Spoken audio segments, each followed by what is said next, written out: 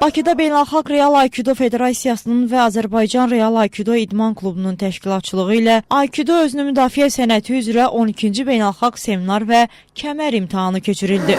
Texniki Universitetin İdman Sarayında reallaşan tədbirdə Beynəlxalq Real Aikido Federasiyasının prezidenti, 7-ci dan qara kəmər ustası İqor Petroviç, Qazaxıstan Real Aikido Assosiasiyasının prezidenti Artyom Zaxarenko, Azərbaycan İdman İctimaiyyətinin tanınmış simaları, olimpiya mükafatçıları və digər qonaqlar iştirak etdi. Tədbir dövlət himninin səsləndirilməsi ilə başladı.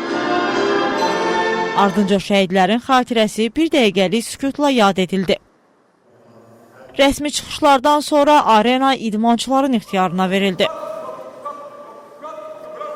Bugünkü tədbirdə ağ kəmərdən 4-cü dan qara kəmərə qədər imtahan gözlənilir və yaxşı hazırlaşıblar idmançılarımız. Hər il Azərbaycan Dünya Federasiyasının belə deyək təsdiqi ilə birinci olduğunu isbat edir.